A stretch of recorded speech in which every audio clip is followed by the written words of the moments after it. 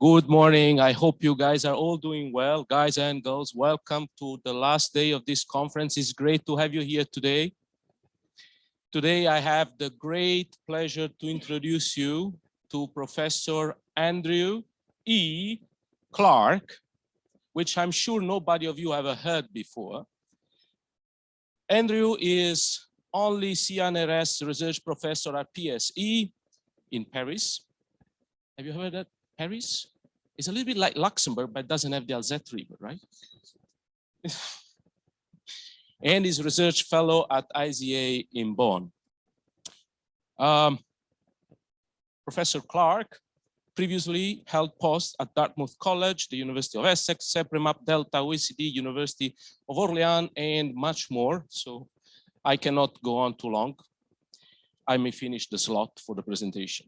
His research has covered relative utility or comparisons and the use of long-run panel data to model adaptation to life events such as unemployment, marriage, and divorce. And happily enough, if I recall the paper correctly, he did not find evidence of adaptation to social capital. Yay. So.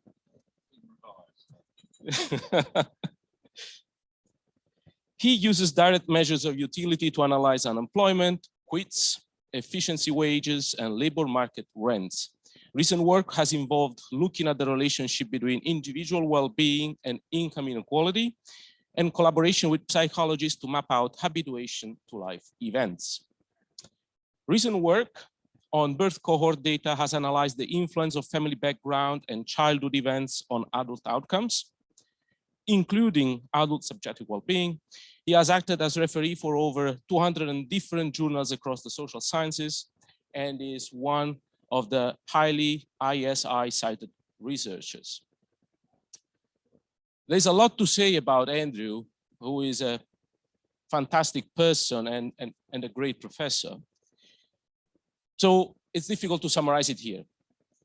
While preparing for this introduction, I read his own bio published on Applied Research in Quality of Life, published in January 2022, so very recently, which I find a very pleasant and revealing introduction of the character. It's written in first person, so it's really a pleasant introduction to get to know Andrew as a person and Andrew as a scholar. I strongly invite you, if you haven't, to read it. It's really a nice story. Without further ado, I leave the floor to Andrew E. Clark, who will speak about the full returns to the choice of occupation and education, a paper he co-authored with Maria Kotofan and Sir Richard Lyer. Andrew, the floor is yours. Thank you.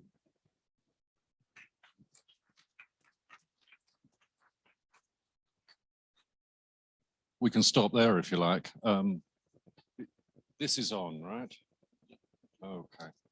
And this should look the way we think it should look. No, it doesn't. Ooh. Where am I? Oh, pointing there. It's still not working. What should I be doing? Ah. Okay, we're good. Okay, so thank you all for being here. I hope the acoustics are going to work. So thanks to Static and to everyone for organizing this really very good event. I've enjoyed it ever so much and going to continue to enjoy it today starting at 11:01. I hope we all get through this first session. So this is a first in a number of ways. It's the first session of the day. It's the first time I've given an in-person talk probably since early March 2020, so I've forgotten how to do that. It's the first time I've presented this paper, and it's the first time I've made up my own Beamer presentation in LaTeX. So there are very many things that can go wrong, okay? And just be kind with me. So this is joint work with Maria and Richard. I see now we need to underline the status of the papers when we're presenting them, published, forthcoming, and so on. The status of this paper is NYR, as I like to call it, not yet rejected. Okay, so it's almost there. It's almost there. So if you saw Andrew the other Andrew, as we call each other, Andrew Oswald's presentation yesterday, he underlined the importance of the distribution of well-being in a society. And that's something I agree with. And I'm also going to take a bit of a second moment approach to measurement. And I'm going to, in the spirit of the Luxembourg income study, I'm going to be looking at inequality within society. And I'm going to be doing so with the help of subjective well-being data, actually life satisfaction data. And I guess the takeaway, let me cut to the chase straight away and tell you what the conclusion is there is much more inequality in a society than wages alone would suggest. So some of you may be economists, some of you may be labor economists, and you're going to recognize that statement as being a statement about compensating differentials or rents in the labor market. Now, what we're going to show is that higher wage jobs are nice independently of the wage, and low wage jobs suck independently of the wage. And that's going to give us the wider inequality than wages alone would suggest. Do tell me if you can't hear me, by the way. I have a slight tendency to shout, but you'll forgive me for that. Okay, so this is working. This is good. I don't even have to point. I have to point at you. That's nice. So this is what we're going to do. This is what we're going to do. It's a third generation well-being paper. The first generation is what makes us happy, well-being on the left. Second generation is what do happy people do, well-being on the right. And you can think of this as the validation literature that we've all come to know regarding marriage and divorce and quits and dying and things like that. And the third generation, I think, is using well-being data as in an instrumental way to understand social and economic phenomena. And that's what I'm going to do today by addressing the question of how much inequality is there in our societies. Again, the answer is going to be more than you think. Okay, so it's an old question, really, really old, probably dates back to just after the war, something like that. Some of you may remember Jacob Mintzer, wage equations, early 1960s, that kind of thing. Enormous literature on wages in our labor markets, how they differ, who gets a high wage, who gets a low wage, and so on, mobility and whatever. Of course, wages are only one part of the return on the labor market. We think about these returns being split up into pecuniary, so that's your dollars, and non-pecuniary, the other stuff, how nice your job is, how much effort you have to put into it, your working conditions, whether your colleagues are really nice people or not, all that kind of stuff that is incredibly important that we don't measure. And why don't we measure that?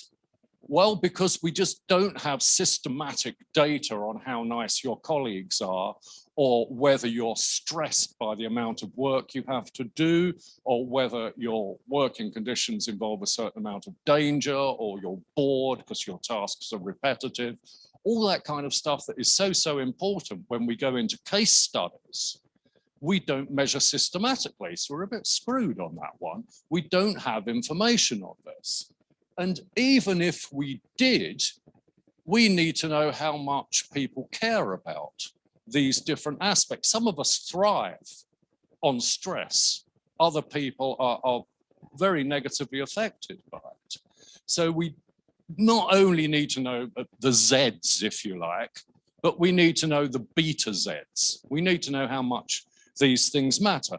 Anyway, we don't have information on any of this, and this is where subjective well-being comes into play, and I'm going to use life satisfaction data to infer the value of these non-pecuniary amenities in different occupations in the UK. And after that, we're going to look at the US because you want to publish your paper, you've got to have US data and stuff. So that's what we're going to do. Therefore, two bits of what we call full earnings, which is why the paper's called the full returns. The first of which is the dollars you get in your pocket from your job.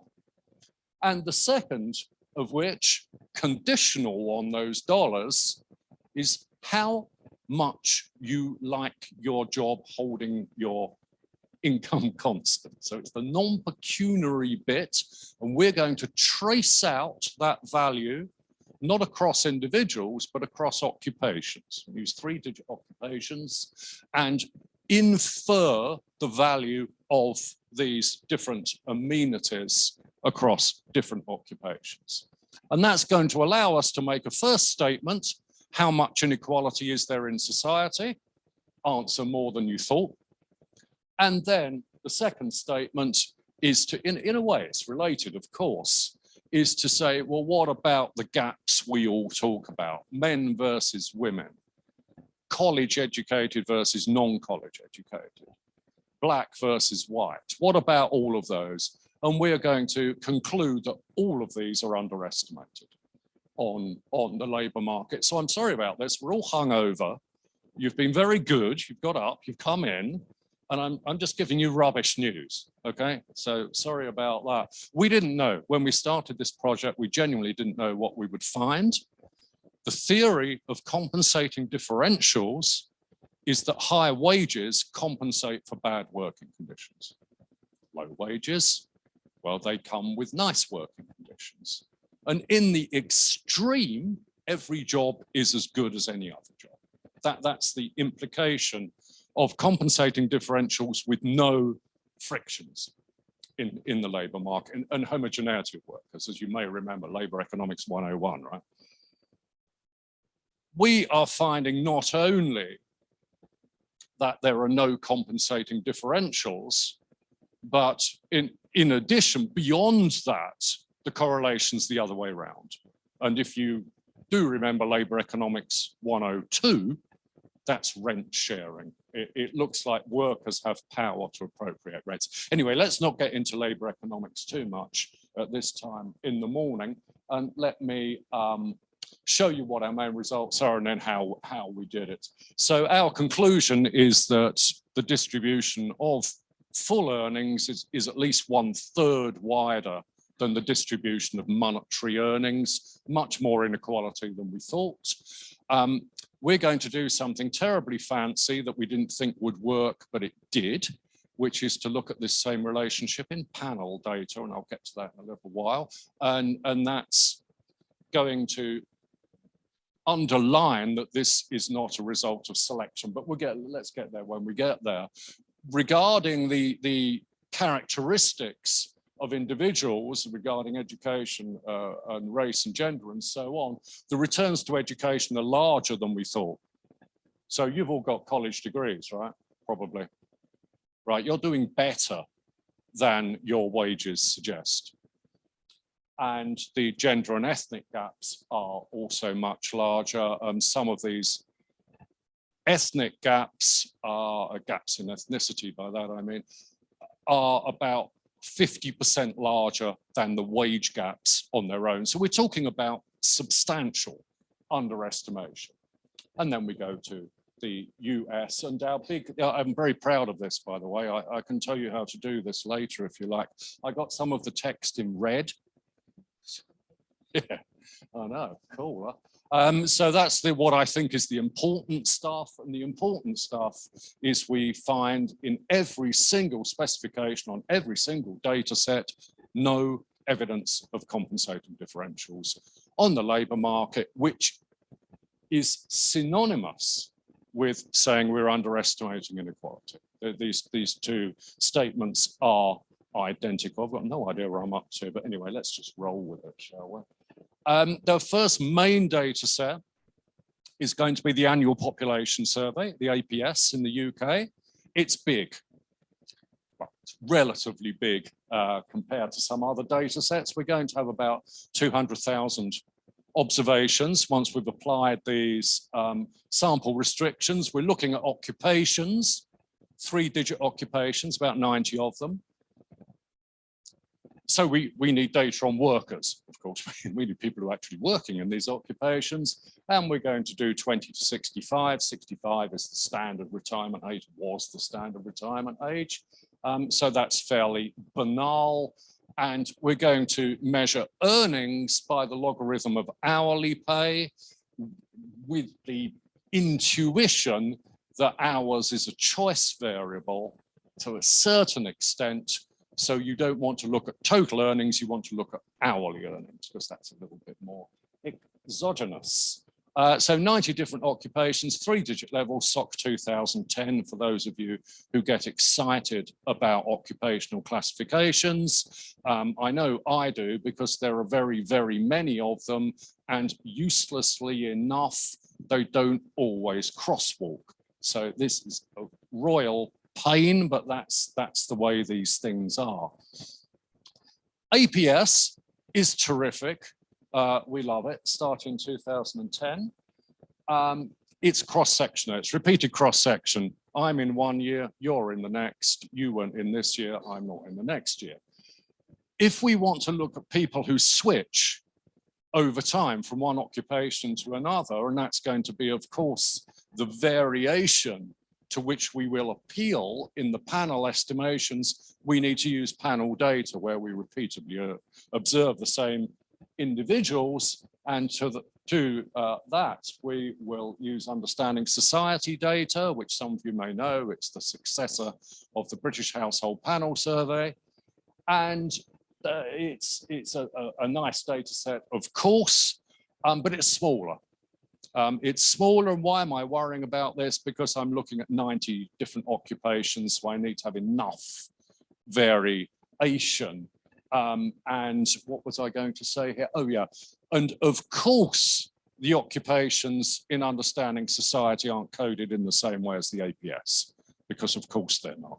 So this is ISCO 88 for those of you who wish to know that detail. Right. Okay, this is the bit, this is the slide that we can all agree on, right? This is the one we all agree on. Satisfaction is useful. So we are going to let individuals self-report their quality of life. We think this is a good thing because in terms of the left-hand side analysis, the things we think should be important turn out to be important in subjective well-being analysis, and also in terms of the second way of analysing well-being data with satisfaction on the right-hand side, well-being predicts individual behaviour in a way that validates, partially validates its use as a well-being measure.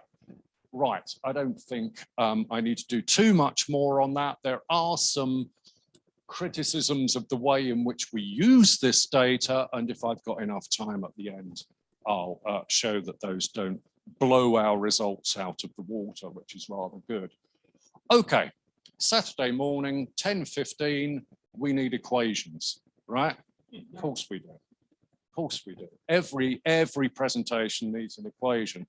So here is ours. This is the way we're going to do it. Can I point with this without turning everything off?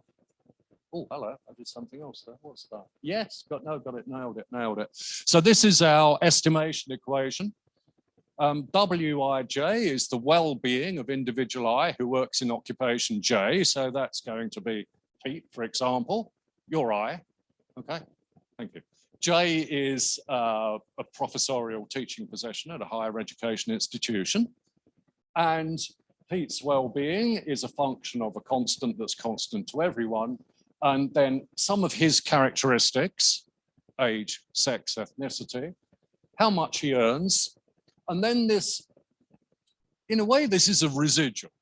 Okay, in a way, there's nothing very, very fancy about this. This is the unexplained bit of well-being that varies systematically by occupation. So, to carry on picking on Pete, you don't mind, do you?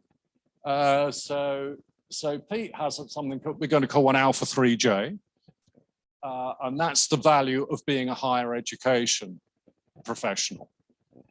I've got an alpha 3J as well, and I've got the same one as you have. And all of us who work in higher education institutes in professorial roles are going to have the same alpha 3J. So if you like, you can think of this as a partition of the residual, if you want to think of it that way. It's probably easier just to call it the occupational return, well-being return, holding earnings constant. Okay, let me just mention this very briefly. What are we going to put in the X's? One of my pet peeves when I'm refereeing is people chucking in controls without thinking about it. And I've done it as well. We're all guilty, right? What are we going to put in here? I'm going to put in confounders. And confounders are going to be age, sex, ethnicity, basta. That's it. Oh, why you've done this as well. Why am I putting those in? Because I genuinely, honestly believe they confound. Women are happier than men. Women are overrepresented relatively in some occupations, caring occupations, things like that. That's confounding. I don't want that to be behind my results. Older people are miserable. Just look at me, right? I actually didn't want to say that. Older people in their 50s are miserable. Older people are more likely to work in manufacturing. That's confounding. I want to get rid of that. So I'm just going to control for age, sex, and ethnicity here.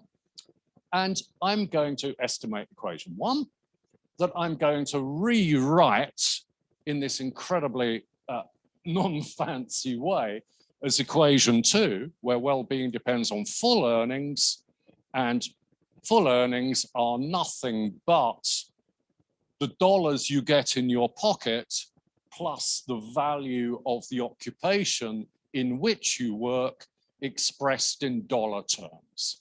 So these are commensurate. They're both measured in currency, dollars or pounds or euros or whatever. And it's the distribution of this thing, full earnings, in which we are interested. Okay, is that wider than earnings itself? Or is it narrower than earnings itself? And the statistically minded amongst you will see immediately that that's going to depend on the correlation between earnings and alpha 3J. In other words, do high paying occupations come with nice working conditions or bad working conditions? And that's what we're going to address here. These are the results on the APS, about 200,000 observations, as I intimated. And these are pretty standard. Women are happier than men, not very much, but a little bit. Standard deviation is about 1.4 here, so we're talking about 5% of the standard deviation. It's not very much. There's the infamous U shape. If you calculate the minimum, it's at age 50. And that is, it's both one of the most regular findings, as Oswald said yesterday, one of the most regular findings we have in this literature, and the one about which we have the least idea. It's really kind of striking, but there it is. And earnings have a coefficient of about 0.25. Some of us think this is too small. Other people don't. I think it's too small. Just to illustrate, if I double my earnings,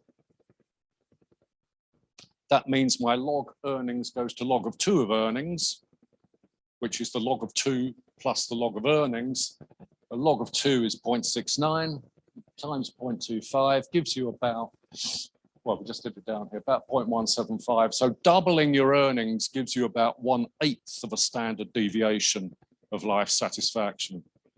a bit off, isn't it? It's not very much. I think that number is too low, but I don't know how to get it larger than that. It's not essential for what we're doing. Okay, this is the result. This is it. You can leave now if you want. These are the standard deviations in EPS data covering 200,000 people. The standard deviation of log earnings is 0.5. The standard deviation of the dollar value of amenities in your job measured at the occupational level is 0.38. Full earnings have a standard deviation of 0.68. I know, it's wonderful, isn't it? What is going on here is that there's more inequality in full earnings than there is in log earnings. How does that work? Or 33% higher. How does that work? Well, it just works by the expressions for variance. The variance in full earnings, if you remember full earnings, if I can go backwards without screwing everything up. Full earnings is this guy here. It's the dollar I get in my pocket plus the dollar value of the amenities in my occupation. So the variance of that is just the variance of the first bit, the variance of the second bit, and then twice the covariance between the two bits. Remember that? Long time ago. And the covariance between two variables is, of course, the product of the standard deviation and the correlation coefficient. What we have in our data is a correlation coefficient that is positive. And thank God, it all adds up. So the variance of full earnings is that 0.51 that we saw, the 0.38 that we saw. You multiply all of that out as a correlation coefficient, and it's 0.68 squared. So the square of the standard deviation. So that's why this is working. What's the key thing here that's giving us inequality? The key thing that is giving us inequality is this guy here. That's the variation in the amenity value of occupations. Some occupations are really cool to work in, others are really not. And that's giving you the width of the variation in that amenity value. And the one that is telling us that there's more inequality than we thought is the correlation coefficient here. And that's positive, there's more inequality than you thought. And that's really what this paper is all about. I'm an economist. Okay. Let's be frank, we're all friends. I'm an economist. Whenever an economist gives a presentation, the first question is, well, that's endogenous. And it just doesn't matter what you're talking about. It's endogeneity, and this is an issue. Certain kinds of people select into certain kinds of jobs and certain kinds of marriages and certain kinds of whatever. So we worry about selection. With the APS, we're comparing me and Pete in the teaching occupation to someone else who works in health services. And me and Pete could be different from this someone else in health services in an unobservable way that's correlated with our life satisfaction. And that means all our conclusions are wrong. We're just modeling selection, we're not modeling inequality. And this is where we're going to use the panel data from Understanding Society. And without showing you the regressions and so on, let me just underline the standard deviations in Understanding Society data. The standard deviation of log earnings is 0.51, exactly the same as in the annual population survey. Of course, there's no reason why these should be different if they're really random samples of the same population, and they're not, which is quite striking. What is super striking, and I'm sure you're just as excited about this as I am, is that if we look at the cross-section, variation is 0.15. If we look at the panel, variation is 0.17.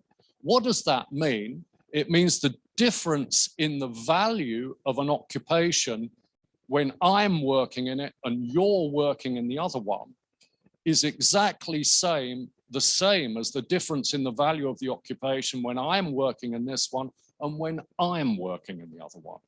So there doesn't seem to be any kind of major role for selection here, which is a striking finding, I think, and it underlines that this is really inequality in the value of occupations rather than an unobserved distribution of miserableness across individuals that makes them choose different occupations. Okay. What else do I need? How am I doing for time, by the way?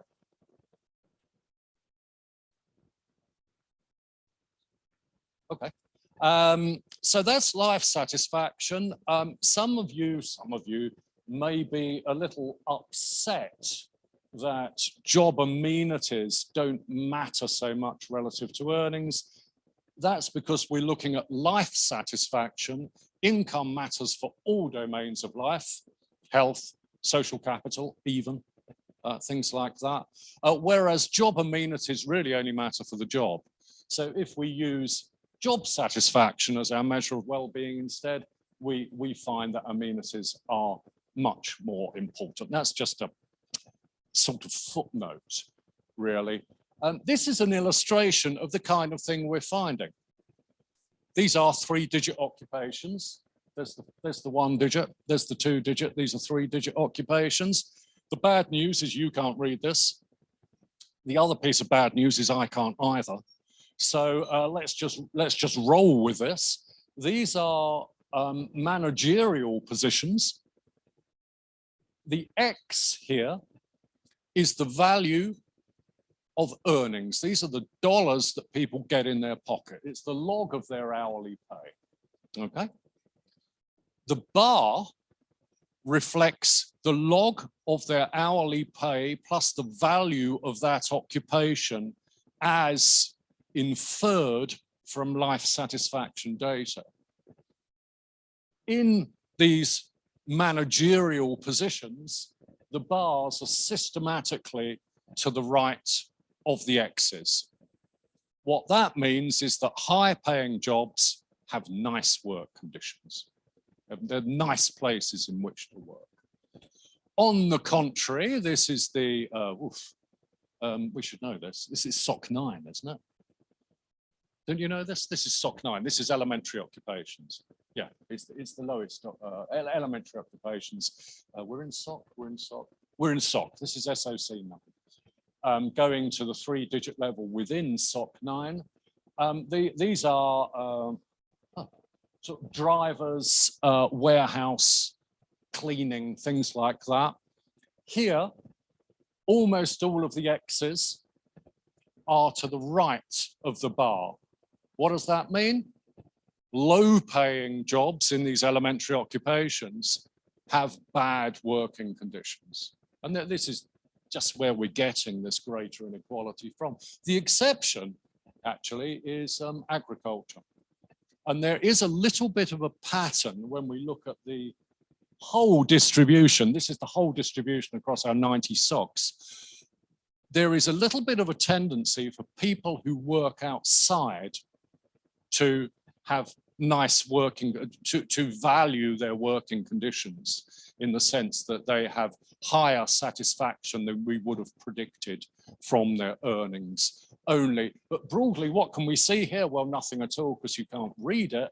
But if I remember, those are the managerial occupations we just looked at. Those are the elementaries down the bottom. And there are some other things that stand out. Let me just tell you what they are. Here, where the hell is health? Teaching. This is caring and teaching professions. Teaching is just there. So what that means is we chose well, right? Well, our earnings, let's not talk about that perhaps, but in this profession, we have a positive value of workplace amenities, a positive value of the kind of job we do relative to the average job in society. These are all relative to the average job in society. In other words, these gaps between the x's and the bars add up to 0. Okay. Okay, so teaching is good, health is good, and sales sucks. If any of you have ever done retail, I did retail, oh my God, what a bad job. So that's the pattern we're getting. So broadly, as you go from SOC 1 down to SOC 9, wages fall, not monotonic, but the trend is for wages to fall. Broadly, as you go down from SOC 1 to SOC 9, the bars go from being to the right of wages to being to the left of wages. What does that mean? It means the amenities in high-paying jobs are good and the amenities in low-paying jobs are bad. And that's the source of this inequality. So let me finish up with probably about three things. Firstly, we can estimate this thing separately by education. Education is a choice. What does this look like for people with degrees as opposed to people who've got GCSE qualifications? These are age 16 maximum qualifications in the UK. What we see is a far greater variability in the value of jobs for people with degrees.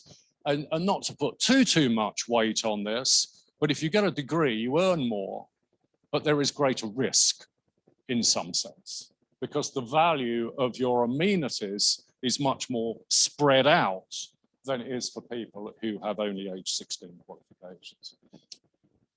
Okay, we don't need to worry too much about this. We want to know what is behind these occupational differences.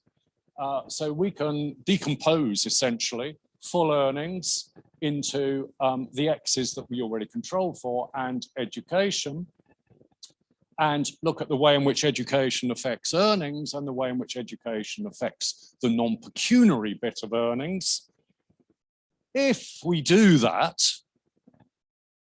we find that there is greater inequality in full earnings than there is in log earnings when we just look at education. So this is inequality, college degree versus age 16 qualifications, and A-levels are age 18 qualifications. Okay, so we underestimate the return to education. That's another thing that economists have been very excited about. We don't underestimate it by much, but we underestimate it a bit. The gap here is, let's try and do that in our heads. The gap here is about 580. The gap here is about 550. So we underestimate it a little bit. The much larger underestimation refers to gender. If we look at the female coefficient on log earnings, it's negative. I mean, it's negative. Women earn less than men, and that's, you know, that's the way it is on the UK labour market. And some people call that a discrimination, others don't. This is the number anyway. But if we look at the value of amenities, they're also worse for women. And then we underestimate the real gap between men and women on the UK labour market by about 30%. The situation with respect to ethnicity is even more striking. The black-white gap is underestimated by about 35%. The white Pakistani gap is underestimated by almost 50%. In general, the groups that earn less on the UK labour market also have worse working conditions, and that means we're underestimating the gaps. Just note, by the way, I'm not doing anything different here than I was when I estimated the overall inequality in the labour market. What is going on here? He said, trying to press the right button, press the wrong button. What's going on here? Why do we underestimate the gap? It's because women are systematically found in occupations that are less nice to work in than are men, relative to men. So it's just the same thing I was telling you beforehand, but now we're looking at the distribution of men and women into these nice and not nice occupations and equally distribution by ethnicity. The second thing I wanted to tell you was the US, because the US is important. As you know, your journal editor is very likely to be from the US. So what can we do on American data? We can use the general social survey in cross-section. Happiness is a bit rubbish, 3-point scale, so not too much variation. And we're using 3-digit occupation again. And in the panel, we're going to use the PSID, which starting in 2009, introduced a life satisfaction question, not every year, but every second year.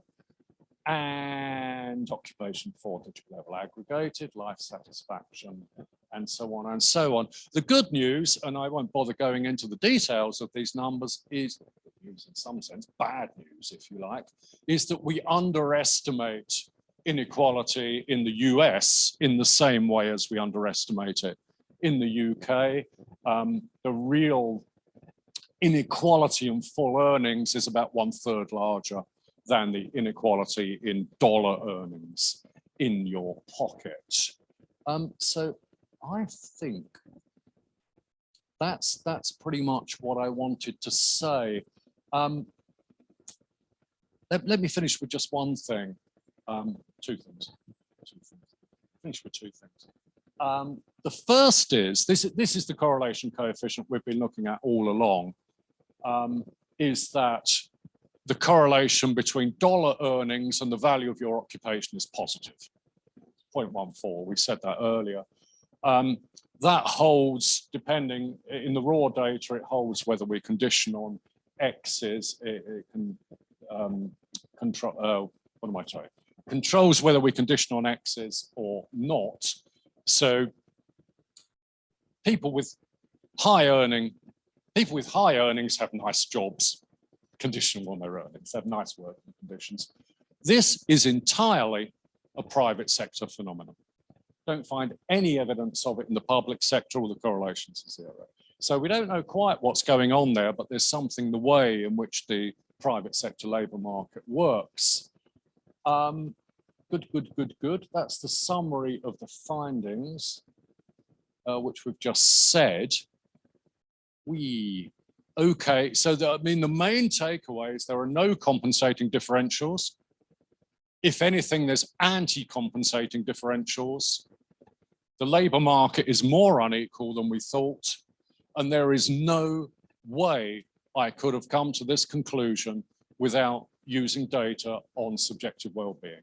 I need life satisfaction data or well-being data to infer the value of occupations. Okay, I said there are issues. Do I have -1 minute? Of course we do. There are issues with estimation. Some of you may have heard the awful word Bond and Lang 2019. This is to do with the non-interpretability of regression coefficients when the dependent variable is heteroskedastic. That's a long word, heteroskedastic. And we can deal with that by using something called an ordered generalized linear model. It's essentially a median regression. And the median regression is not subject to the Bond and Lang, what we call the reversal criticism. And when we do that, we just get exactly the same thing, in the sense that the correlations with the ordered GLM are the same as those in the OLS, are the same as those in ordered probit. So oof, we're cool as far as that goes. We're not suffering from heteroskedasticity. And this is the last slide. I know it's getting worried. Can you see that? It's getting worried up there. This is the last slide. I said the first thing that anyone ever says to you when you're giving an economics presentation, micro presentation, is endogeneity, and it is. The second thing they say to you is measurement error. So, okay, well, you're just not measuring error. You're not measuring earnings correctly, and you're assigning this value of the occupation to mismeasured earnings. what we have, and this is very lovely, in the BHPS, the precursor to UK HLS, when they used to do face-to-face interviewing, and it's now mostly online, is you'd ask people how much you earn, and they give you a number, and you say, well, can you find a payslip and show it to me? And about 40% of the people who were interviewed went to get a payslip and showed it to the interviewer. And that means they're, unless they're lying or something, getting someone else's payslip, there is no measurement error in earnings. This is actually what they're paid. So we can re-estimate our analysis in the BHPS, smaller sample, but there you go, about 50,000 people. That's the cross-section in the BHPS, the panel in the BHPS, and these last two columns are only the people for whom we have no measurement error in earnings. What do we get from that? Well, exactly the same thing. So we're not suffering from heteroscedasticity. We're not seemingly suffering from measurement error. The world is more unequal than we thought. And thank you for listening.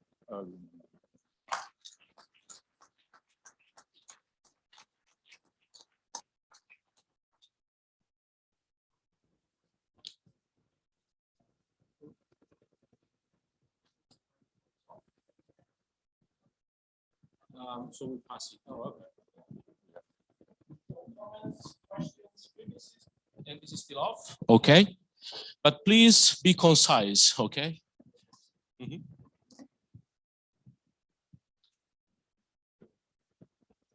Thank you very much.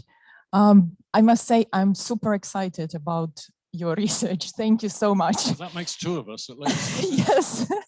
And the reason being that I've done work on a completely different country, Ukraine, motivated by the same reasoning about full returns.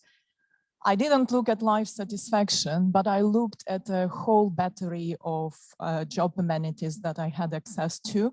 And I used completely different methodology measuring the concentration indices. And I looked at the whole period after the collapse of the Soviet Union, and I did see compensating wage differentials for risk of on-the-job injury shortly after the collapse. And then it reverted completely, being, low-paying jobs being more risky to life and on-the-job injury than the jobs which paid highly. And on all the amenities, the inequality has risen up to year 2004. From being complete, I didn't think I would see concentration indices being exactly on 45-degree line, but that was the case in mid-90s, and then it went towards inequality.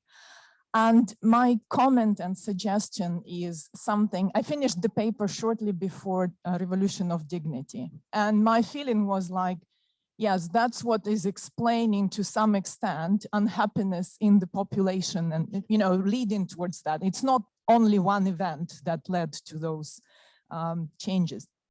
And so I thought that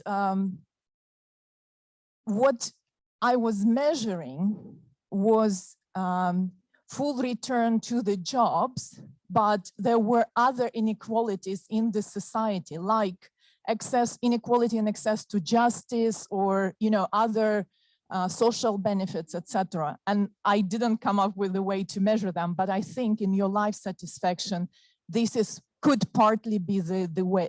It's not only amenities when you're talking in those inequalities. Thank you. Well, thanks. You should certainly send me the work you've been doing. I sort of believe there are compensating differentials for risk. Sort of. We did do some work on this many years ago with the compensating differential for the risk of occupational death. And we were trying to see whether if you've got a higher risk of occupational death, you get paid more. We stopped doing it because the UK, as a labour market, it just doesn't have occupational death anymore. So we have these huge sort of occupational categories where no one dies anymore. You don't die from photocopying. This doesn't happen. You don't die from printing. You might get a wrist injury, but that's actually, I mean, I'm being a little bit facetious, but that's why we stopped doing this, is there's so little variation. But I'm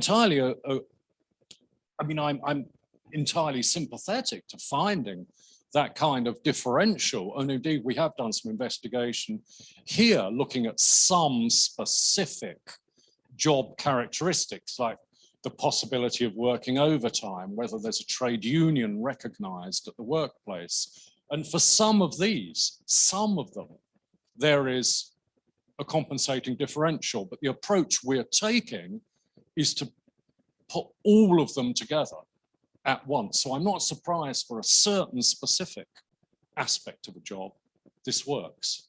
Overall in the UK, it does not. But please send me what you've done. I'd be happy to see it. Thank you. Andrew, thank you very much for a wonderful presentation. And the one thing I always appreciate from your work is how in detail you explain it, and one can actually, well, anybody can understand, not anybody. All right. Well, I can understand what you do. When you say earnings, I assume you say it's a multi-dimensional concept. No, it's the dollar amount on your No. log earnings is the dollar amount. Yes, in but the total, if you compare it to the distribution of basically the satisfaction plus the earnings. Yeah. We called it full earnings. So Full earnings. It's at the occupational level. It's the value of your job. And within that, it should be, or I suppose, is multidimensional. If you look at Barbara Fredrickson's work and she looks at job satisfaction, one of the main things she found is completing a task per day. And as an academic, I must say, that gives me the biggest pleasure that at the end of the day, I can say I did something. So the question is more about the multidimensional of full earnings. Right. Well, of course, we don't measure that. That's the entire, in some sense, that's the entire point. We don't measure it and we don't need to, because we're just inferring a total value. In a bit of the same way as when I reply to you. So these aspects may well be extremely important. I don't know about you, I make a list every day when I go to work. I need to do this, that, this, and that, and this. And I absolutely cannot remember the name of a Harvard academic. We were having dinner about 20 years ago. And she said, well, I do the same thing. And I always put at the top of the list something I finished yesterday. And so I go to work and I think, well, I did that. Cross that off, and now I can get going on the second one. And she felt she was accomplishing things by tricking herself in that way, and apparently worked. She was very happy with her research.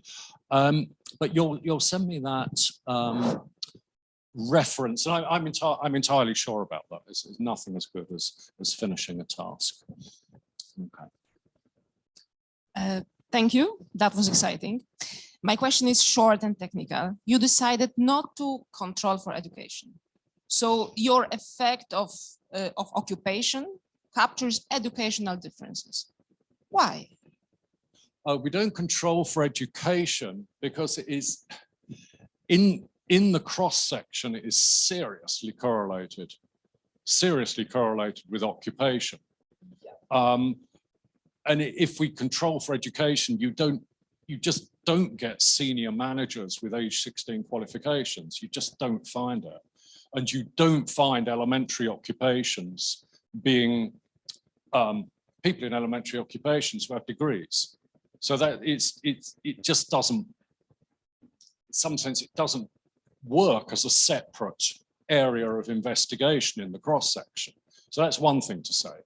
The second is, therefore, we can split people up into educational groups and say within the degree holders, what kind of inequality do we see? Within the age 16, what kind of inequality do we see?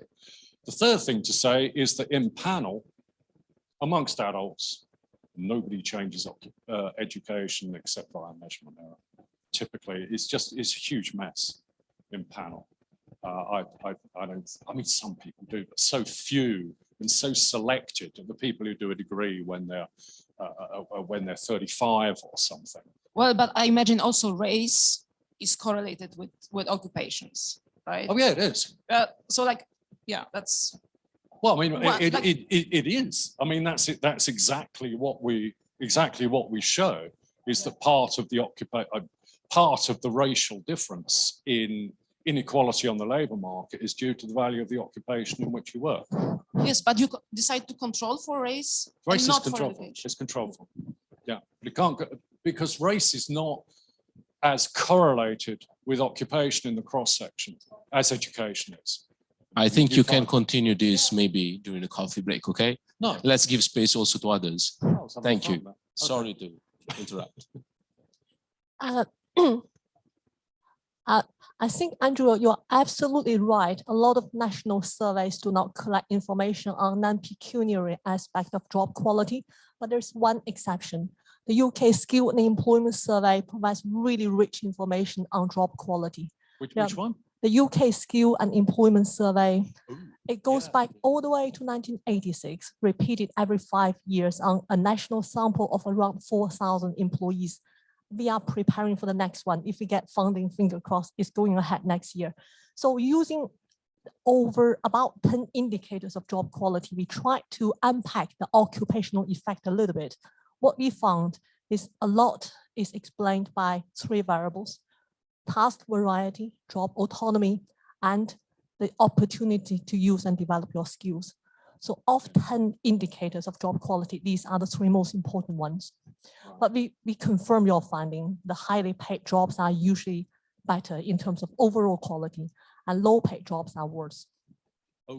Okay, so now there are a number of things to say about that. I mean, I'm assuming some of that is in your book or in the recent journal article. Right? It's in the book published in 2020 by Bristol University Press. Yeah. So you find job variety is greater for higher wage earners, presumably. Yes. Yeah, well, that's what we're finding here. My worry about the SES, that's the one that Francis Green was involved with for a long time, I think. The worry about the SES is if you've got 4,000 observations, 90 3-digit occupations, you're going to get under 50 people in each cell.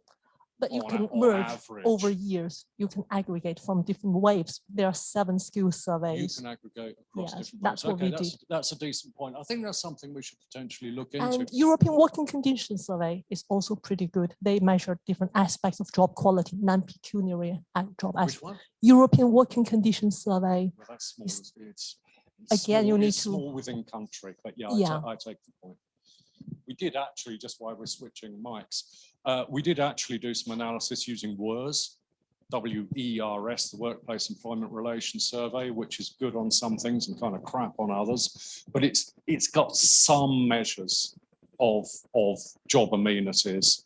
And we actually, I'm not going to show it to you, but we actually explained about half of our occupational distribution using these millions of job amenity variables. Okay, well, I've noted that, thank you.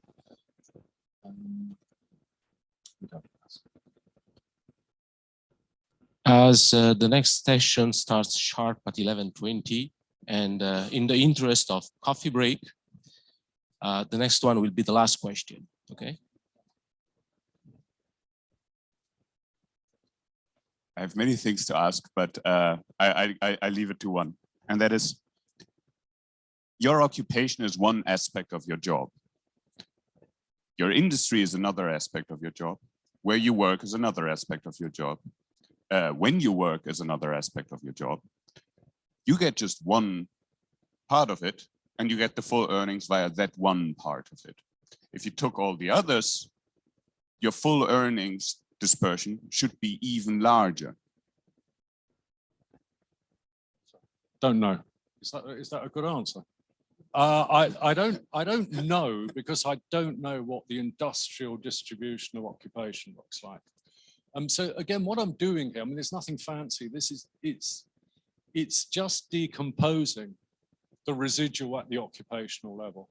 So that occupational residual will, by definition, pick up whatever different industries are in these different occupations. For some of them, it's very obvious. People who are in the health service occupation, they work in the health sector. You know, other things like accountants or senior managers, absolutely everywhere. Elementary occupations, absolutely everywhere. Agriculture, no, but you know, this kind of thing. So it's just a way of splitting. And you could, of course, reanalyze this at the industrial level, in the industry. I mean, arguably that's less interesting. I think we choose our occupation in a much more proactive way than we say, oh yeah, you know, I really want to work in petrochemicals. You know, we don't say that. We say, well, I'm actually really interested in being an accountant or being a sort of lorry driver or what have you. So in some sense, it's more germane as a choice. But you can, of course, absolutely do it. I don't think you can decompose at the occupation times industry level. I mean, you can, but you're just going to get empty cells all over the place. We could try it. We could try it. Suck it and see. Okay, thank you all very much. Fantastic. Thank you, Andrew.